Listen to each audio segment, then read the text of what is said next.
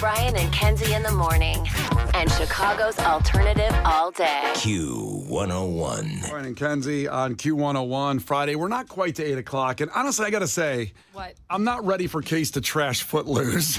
I'm gonna be really mad if that happens. I mean, I love giving these movie reviews and having Case do this. A 25-year-old guy who has never seen any really big movies except for Boys in the Hood, which, by the way, today is the 33-year anniversary of Boys in the Hood coming out. Guess what? Case gives it 5 Comptons out of 5 Comptons. He loves that movie. No, he gives it 5 Rickies! There you go. It's good. It's my favorite movie. So, great movie, by the way. Love it. But It just is good. but just hadn't seen things like Shawshank and The Matrix and Independence Day. These great big movies that most people have seen. Dirty Dancing, The Mummy. And now he's seen them all and he's rated them, and it's been great to get the perspective of somebody that didn't see him the first run or even like decades later. Yeah. Right. We came up with Footloose, and this is just the most interesting one I think of all. Like, you loved Karate Kid. Karate Kid was very charming. Oh, because I hadn't seen Back to the Future and Dirty Dancing and Karate Kid, and now Footloose. All the big '80s movies, just completely. I have no frame of reference. Again, for. Case was born in 1999. Yeah, sorry. Oh, no, that's No, I feel I'm need just, to apologize for it. I'm not. No, thank you, Case. It's about damn time. And you were born in what, 96? 95. Put Okay. some respect on my name. I apologize. We've been waiting for this apology for a long time. That's what I'm saying. So I need one more song. I'm just not ready for it because I really can't imagine. I sat here for hours yesterday trying to think of a way that you love this movie. Well, do you love it? Yes. Listen. That was Kenzie answering for me, but I do love it. I I don't love care that it. he wasn't looking at me. I'm in the room too. I count. I do love it. It's happy, but we can't like anything that's happy anymore, okay? You don't need to come at it. It may not be the most realistic thing you've ever seen, but I like to just feel like nice at the end of a movie, okay? And you know what it does? You're gonna steal it.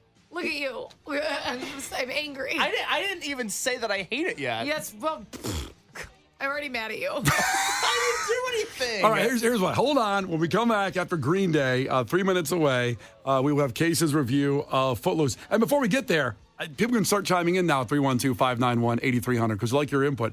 Did you like Footloose? And I mean the first one, not the 2011 remake thing. Not that. Not that. No. That's disgusting. was We're terrible. talking about Kevin Bacon. That's what we're talking about. So check in. The Brian and Kenzie Show. On Q101. All right, we can't put it off any longer. We got to get to it and see what Case, the producer, 25 years old, who's never seen Footloose, what he thinks. 40 years ago, it came out this year with Kevin Bacon, the original Footloose, and Sarah Jessica Parker, a very young Sarah Jessica Parker, I love her so much. who went on to so much success with Sex and the City. I love that show. So let's go back and take you to 1984. This is the actual trailer for the movie Footloose. He's a big city kid living in a small town. A lot of folks are going to give you problems right off. He's going to wake him up, Is there a law against loud music? shake him up, Ren McCormick made a lot of people stop and think. and turn him around. Footloose.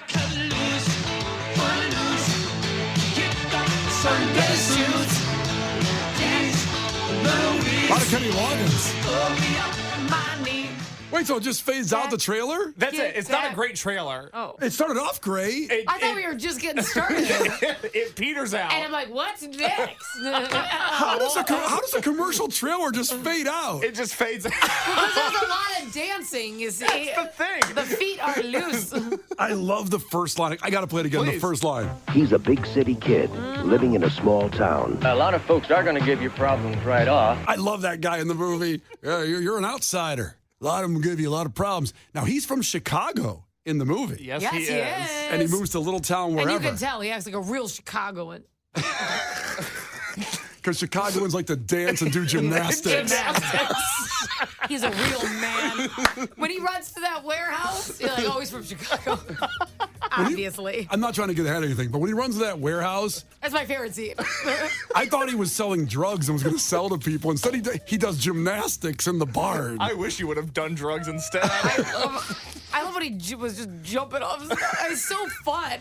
All right, so let's get at the Case, the producer who watched Footloose yesterday afternoon, which I can't even imagine you watching this in your apartment. You know watching what's funny real quick? is that I had to pause this movie halfway through because I had to have a friend come over and help me with something. And he comes in and goes, "You're watching Footloose?" So embarrassing. Also, just the sound through the walls. Like, everybody around you is like, watching Footloose downstairs. One more amazing. note, Case is moving Monday out of this apartment, so people are coming to look at his current apartment. That's right. And so the leasing people are bringing up people when you're watching Footloose while they're showing your apartment. What's up, fellas? Okay, so Case, tell us about Footloose and your experience with this movie. I'm so glad I don't live in a small town.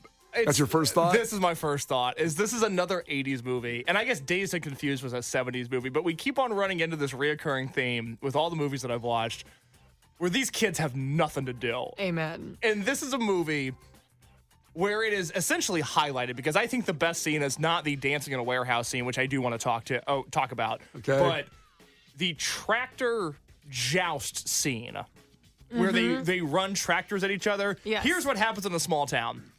A guy named Chuck makes fun of Kevin Bacon for wearing a tie. And then Kevin Bacon is like, "Oh, you're a pansy," which I think I can say. Can I say that word? Well, that's the word of the time. Yeah. Talking about a guy with a skinny tie. Yeah. So Kevin Bacon wears a skinny tie. He gets called a pansy. Kevin Bacon calls him that right back. And then the next logical conclusion is we're going to race tractors head on. First of all, okay, you have no respect. That's how you settle things. That's right. That's our Saturday. So you don't know how me and Kenzie grew up. That's how you settled things back in the day with tractor. I would have rather them just cyberbullied each other. No, it's boring. So good. Oh, This is my real. God. This is real. This movie's bizarre. I don't even know where to begin. It's a movie about a guy who goes to Chicago or goes from Chicago to a small town. I think in Texas. I got Texas vibes from it. I always thought it was like Nebraska or Maybe. something. I don't. The middle of the country is a wasteland. Who knows? It's all a bunch wow. of things. Okay, let's not I wouldn't say stereotype. that. There's some fine folks in Omaha, in Des Moines. You need to relax. Yeah, how dare you? There's nothing going on in this town. They're not allowed to do anything. They're all obsessed with teenagers not having sex. Whereas in Dazed and Confused, it was like, oh, we're going to spank some teens. This is all like, you better not dance. Because if you dance, you are going to get revved up and it is going to be a problem. Oh, Lord. I find all of that to be so odd. And then you have this bizarre love story with Kevin Bacon and the girl who plays Ariel. Oh, I had a crush on her. See, did you? Because I had a thought, and this might sound mean. I had a thought that I wasn't sure she was stereotypically hot enough to play that role. Lori Singer? Yeah. Yeah, I think. Well, I think so. Okay, you I, like her. I was infatuated with her I when I found her- first saw the It's movie. a small town, so, like, she's a local 10. You understand what I'm You know saying? what, Kenzie? That's a great point. I Yep. was expecting a Hollywood 10. She was a local No, 10. but she- She's living in a small town. Like, she's got to have that, like, you Yeah. know, like, a bit more girl next door vibe. You have to do that. Yeah, but her You attitude, can't cast, like, Catherine Zeta-Jones. She's not going to be there. that would have been great. But I would still say she's like a Naperville 7. Mm-hmm. I think so. You liked her attitude, though. I liked her. Well, she was. I'm going to use There's a a lot of people in Naperville really mad that you said that. Why? Because she's hot.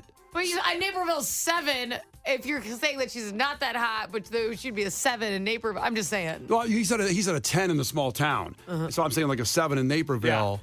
And I don't want to use a bad word here, but her sluttiness made her like, you know. But anywho, I'm going to say I mean, she was. Hands are tied. She had attitude and sexiness. Well, And, I mean, she yelled in the middle of a church that she wasn't a virgin. That was crazy. I was hot. wow. I think I'm running into an issue where I watch these 80s movies and there's a lot of talk now about, you know, how things hold up and, oh, young people don't appreciate this or this and it was a different time or whatever. The thing with these 80s movies, it's not the comedy that doesn't hold up. A lot of these movies can still be pretty funny. There's some lines in this movie that I really liked.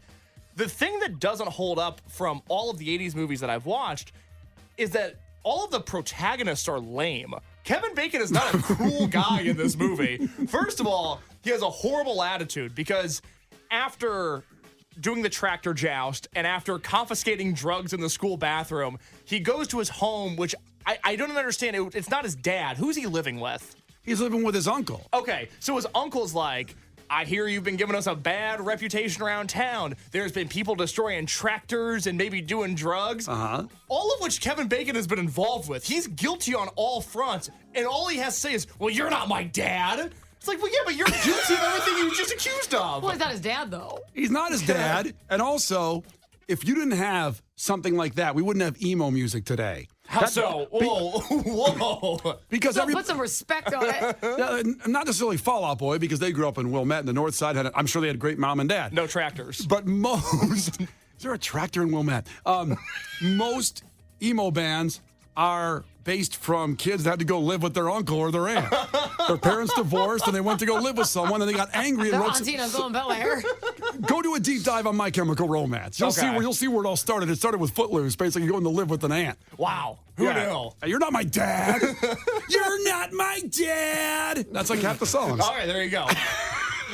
I found that to be so confusing, where he was just in complete denial of all the trouble that he was causing, but also Was a teenager. he's an 18-year-old boy whose two main interests are dance and gymnastics. And What are you trying to say? I'm just hung up on that. And a tough kid from Chicago. Who all he wants to do is dance. Yeah. He really wants to dance. He really wants to dance. He gets to this town. He's like, why is everybody not dancing? I don't understand. I came from the big city. And they're like, well, you're not allowed to do that here, son. I'm going to dance. I want to keep up with some of your comments. We're not done with the Footloose review, but Chris checking in from Broadview said about, you're talking about Laurie Singer, Yeah. Ariel, Yeah. Maybe not being hot enough for the lead role. He said, the chubby guy with a mustache is judging a woman's attractiveness. Ouch. I love that check-in from Broadview. Thank you, sir. Thank you for your service. Well, it's hurtful. That's a tough one for Broadview. I mean, that's a punch. Let's see. We're kind of up against on the break. I want to continue this if you have more. Yeah, because I watched this movie with Kinsey in mind, because Kinsey said she was in the Footloose musical. Yeah, in Minneapolis. Not a lead. She wasn't the sinner that admitted she wasn't a virgin in church. I was a virgin when I played this role. That's what's up. Amen.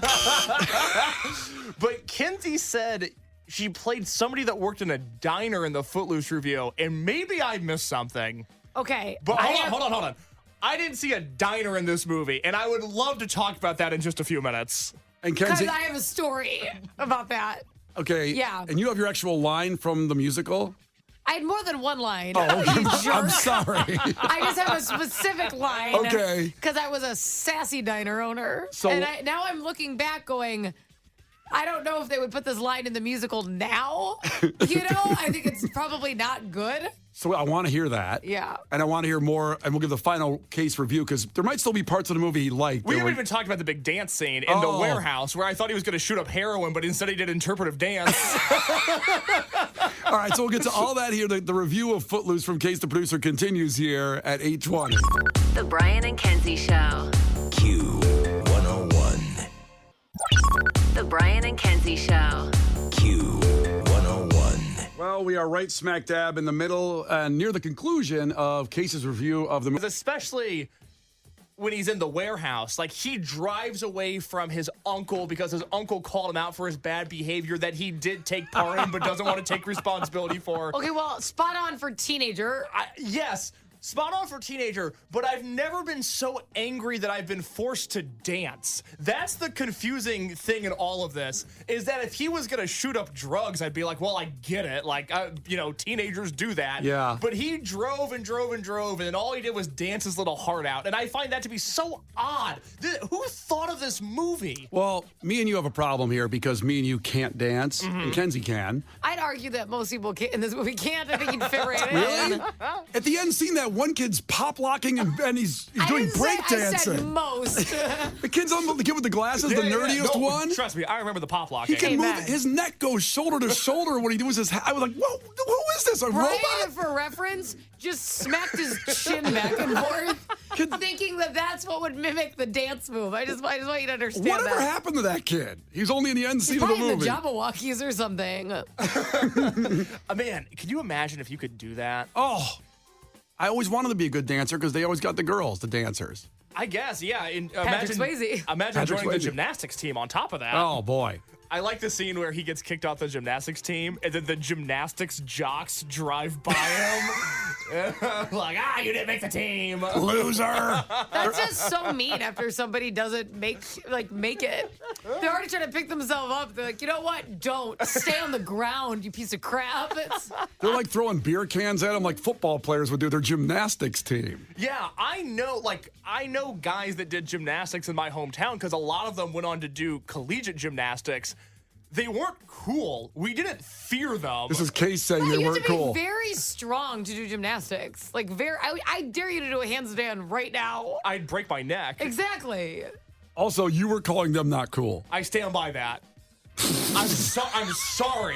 I'm sorry to the male gymnasts out there that I don't respect what you do. He's in the basement drinking Mountain Dew like a bunch of losers in shape and on a team and succeeding. I don't think so. I'll be right here. I don't know. I'm not impressed by it. All right, so let's go. So Kenzie had told us when we talked about this 2 days ago, he was going to do this movie, that she was in the Footloose musical. Yes. And she was in a diner scene, which there isn't one in the movie. Okay, so here's the thing. Obviously, when they make musicals, when the movie comes first, right? It's an adaptation, so you can only have so many scenes and areas. So instead of like, oh, they're by the railroad tracks, they're by here, they're by here, they're by here. A lot of the dialogue between the teenagers happened at the diner instead. Oh, okay. So a lot of the one-on-one scenes, conversations, arguments, whatever, talk about girls you like. We should be allowed to dance. It's all happening. Like, they're doing that at a diner. So that way you have a spot that you can keep resetting because you can't have them in 8 different spots all Right. having conversations and Got it. setting that scene up. So there is a diner. I was the owner of the diner. Really? So I was involved in a lot of the kids' conversations all the time. Were I you was- just butting in? I was a wise beacon, you know? I knew what was going on. I knew they were dancing. I didn't call the cops or anything, but I'm like, okay, guys. I tried to help out a lot. It was Kenzie, the diner owner of the I was- town. But I was like the cool adult in town, Yeah. you know what I mean? Like Sure. they wanted to hang out there. I Sort of the wasn't- Mr. Miyagi type. You're hanging around all these children They that were weren't at yours. my restaurant, bitch. Okay, put some respect on my name. Paying customers, barely, cheap asses. But anyways, so I was like trying to be nice, trying to guide them, trying to, guide Kevin Bacon. It wasn't Kevin Bacon, but his character. And I realized that a lot of my lines, because they wrote me as like this sassy diner, cool aunt energy, are like kind of cancelable today. Oh, you gonna read those? So the one that I don't remember every conversation that I was part of in this, right? But I do remember one line where I was like mad and interrupted. And I'm like, that is so inappropriate. And I was talking to Willard, like the chunky cowboy friend. Who, by the way, is Sean Penn's brother in the movie, Chris Penn. In real life, it's Sean Yeah. Penn's brother, Chris Penn. Yes. So I'm talking to him.